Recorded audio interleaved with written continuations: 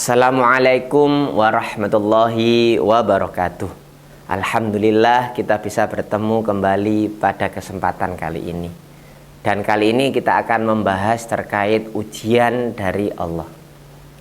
Sahabatku semua, ada nggak sih di dunia ini orang yang tidak pernah diuji sama Allah? Kalau saya sendiri yakin 100% bahkan kita semua pernah diuji sama Allah. Yang jadi pertanyaan adalah ketika diuji sama Allah, apa yang kita lakukan? Apakah kita langsung minta solusi sama Allah? Atau bahkan minta solusi kepada manusia-manusia yang sama-sama lemah dengan kita? Tentu itu bukan langkah yang bijak. Bagi kami pribadi ketika diuji oleh Allah, langkah yang pertama adalah kita diam dulu, jeda dulu. Kita pikir, ya Rob, apa pesan cinta yang engkau berikan kepada hamba ya Rob, sehingga engkau memberikan ujian ini kepada hamba ya Rob. Bisa jadi ya Rob, engkau kangen sama hamba ya Rob. Bisa jadi itu. Udah, kita nyaman saja, mesra saja berdua-duaan dengan Allah dulu. Kita ikhlas, kita tawakal dulu sama Allah, berdua-duaan aja dulu. Karena bisa jadi ketika kita diuji oleh Allah dengan kenikmatan, kita itu justru malah jauh dari Allah. Tapi ketika kita diuji oleh Allah dengan kemudorotan, dengan keburukan, kita malah semakin mendekat kepada Allah.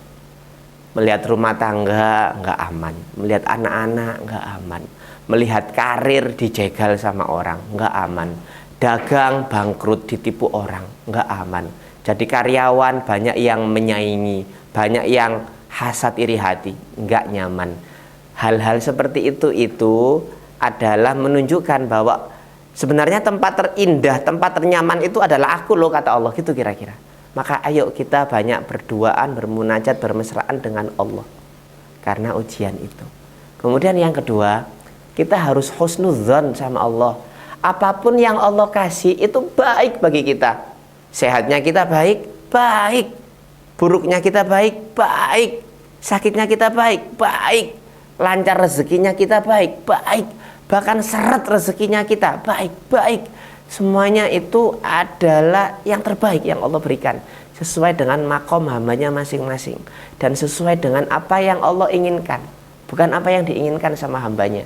Kalau husnudzon tingkat tinggi itu bisa kita jalankan, insya Allah aman. Kemudian poin yang ketiga adalah, kita tuh hidup sudah berapa tahun sih? Kok kayak melupakan jasa-jasa Allah Subhanahu wa Ta'ala?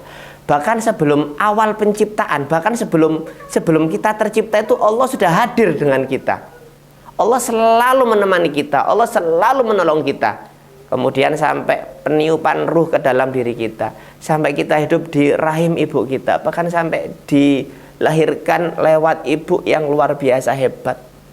Kita itu senantiasa dijaga, ditolong, ditemani sama Allah, dipasangkan dengan orang-orang yang hebat waktu kita masih kecil.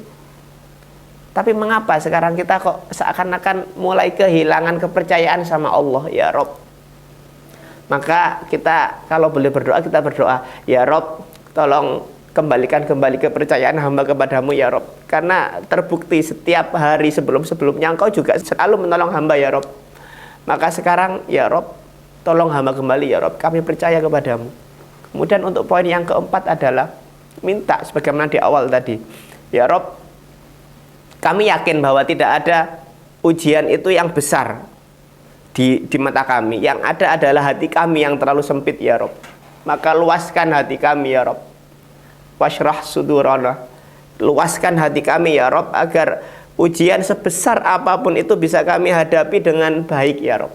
Jadi sekarang itu doanya itu bukan, ya Rob, kami minta bahagia setiap waktu, bukan itu. Tapi apalah gunanya bahagia kalau hatinya sempit? Yang kita minta adalah luaskan hati kami, ya Rob, agar ketika Engkau memberikan kami bahagia, kami senang. Ketika Engkau memberikan kami musibah, kami juga ridho dengan ketetapan-Mu, ya Rob.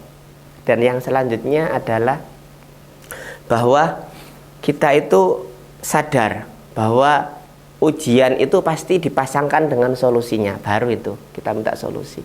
Karena fa inna ma'al usri yusra, inna ma'al usri yusra.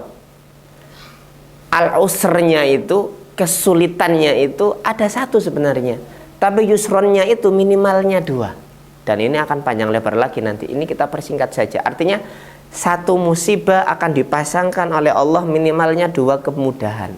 Tentu itu baik bagi kita dan itu menjadi penyemangat bagi kita untuk terus mencari solusi, terus mencari jalan keluar dengan bimbingan Allah. Dan yang terakhir, kita hidup itu enggak selamanya kok. Sakitnya diri kita pasti suatu saat akan menemui titik akhir ajal. Ketika ajal udah enggak ada orang yang sakit. Ketika kita ikhlas sabar ridho, maka setelah meninggal itu akan nikmat. Sebagaimana teman saya yang itu lebih dari setengah tahun, teman saya, beliau meninggal sekitar umur 35-36 tahun. Lebih dari setengah umurnya yang lalu beliau kecelakaan, kemudian akhirnya lumpuh jadi bunga ranjang. Dan faktanya sekarang ketika beliau diambil sama Allah, sudah tidak ada musibah kembali. Yang ada adalah ketika beliaunya itu ikhlas waktu itu. Sekarang tinggal menikmati kesenangan-kesenangan yang ada. Paling itu ya. Melarat enggak selamanya, sakit enggak selamanya, ditipu orang enggak selamanya, dizalimi orang enggak selamanya. Ada akhirat tempat kembali kita. Tetap semangat dan ada Allah, semua pasti beres. Hadza akhiruhu wallahu a'lamu bishawab. Wassalamualaikum warahmatullahi wabarakatuh.